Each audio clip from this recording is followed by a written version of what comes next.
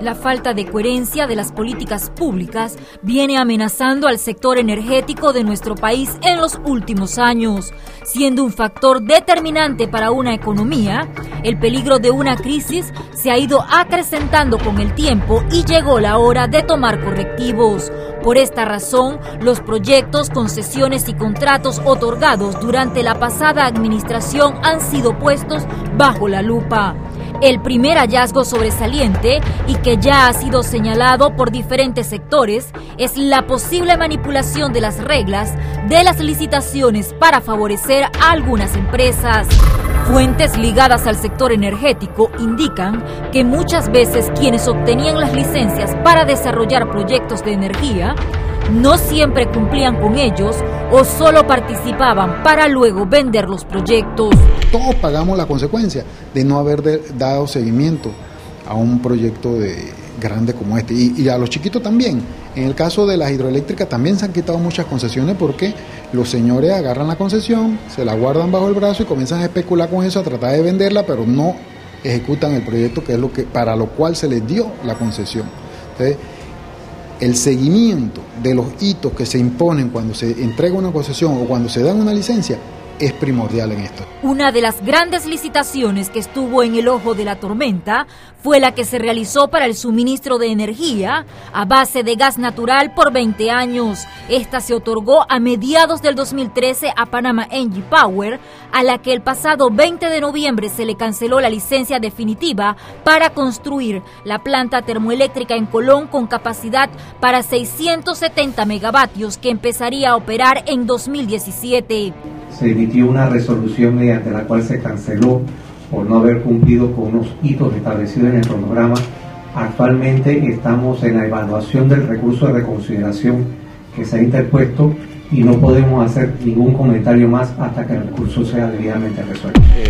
Tenían unos hitos que cumplir, el importante que era el cierre financiero no se pudo cumplir. Ellos alegaron un contrato existente que había con ETESA para una construcción de una línea. Sin embargo, nosotros pudimos comprobarle al ente regulador de que teníamos para la fecha esperada de ellos de entrada suficiente capacidad para atenderlos. Cuando Engie Power obtuvo la licitación, ofreció a 8 centavos el kilovatio hora. Inmediatamente, fuentes ligadas al sector señalaron que ese precio de venta no era rentable para este proyecto valorado en aproximadamente $1.200 millones. Es un precio tan agresivo que algunas personas han llegado a considerar que algunos de los problemas que han tenido para poder desarrollar ese proyecto es que el precio fue muy agresivo. Para poder desarrollar un proyecto a ese precio, tú necesitas poder comprar gas a un precio puesto en Panamá, probablemente, así hablando a grosso modo, entre 9 y 10 dólares el millón de BTU. Comprar gas natural alrededor de ese precio en Panamá no es fácil. Puesto en Panamá no es fácil. Si te pones a ver que el gas natural se vende en Chile a 15 dólares el millón de BTU, se vende en Trinidad y Tobago a 15, 16 dólares el millón de BTU, se vende en Colombia a 14 o 13 dólares el millón de BTU, porque en Panamá no los van a vender más barato que en esos otros lugares, ¿no?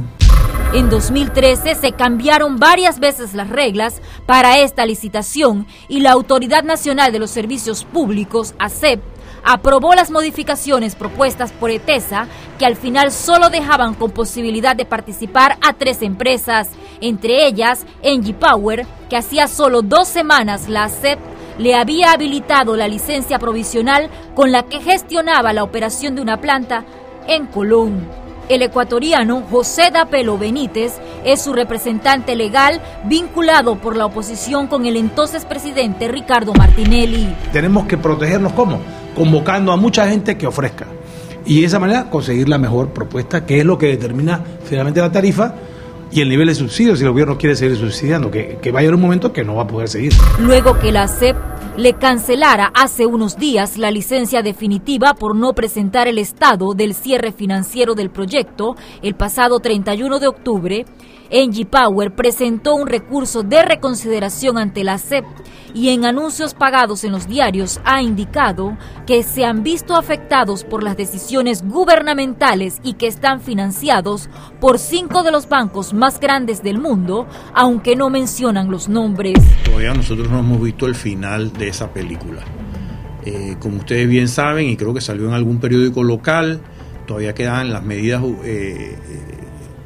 judiciales. Probablemente los inversionistas del proyecto de gas vayan a la corte a pedir que le anulen la revocación de la licencia y probablemente también pidan nuevamente que la corte trate de que le dé una prórroga para presentar los documentos que no llegaron a presentar.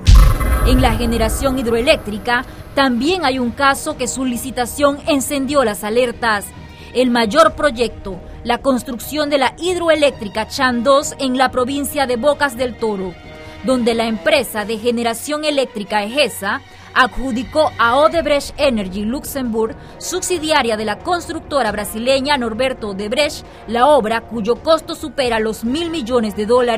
Este año obtuvo la concesión de 50 años para operar la planta de 213 megavatios. El Estado, a diferencia con las otras concesiones del Estado, solo será dueño de un 23%. Entonces yo pienso deben proceder con los ajustes que consideren convenientes en las condiciones que se puedan para beneficiar a los panameños, pero el proyecto debe continuar. Último proyecto hidroeléctrico de embalse. Al pliego de cargos para esta licitación el año pasado se agregaron adendas con modificaciones donde se solicitan requisitos que pocas empresas tienen en el país, dejando al final como único participante al consorcio brasileño Odebrecht, beneficiario de la mayoría de las licitaciones públicas realizadas por el Estado durante la pasada administración.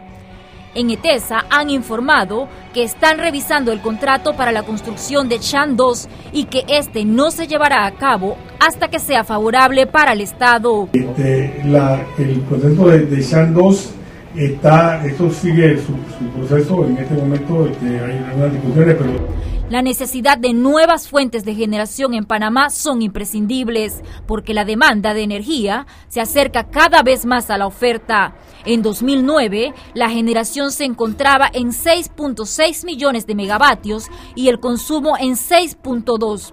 En 2010, la generación se encontraba en 7 millones de megavatios y el consumo en 6.5. Ya para el 2013, la generación se ubicaba en 8.5 y el consumo en 7.8.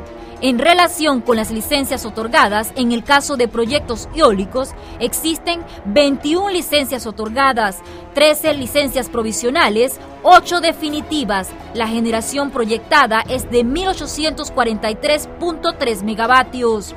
Y en proyectos hidroeléctricos, las concesiones en diseño o construcción son 37, concesiones en trámite 34. 23 de las 37 concesiones en diseño o construcción están en la provincia de Chiriquí. Que le den un seguimiento cercano a los proyectos que vienen nuevos. ¿Por qué?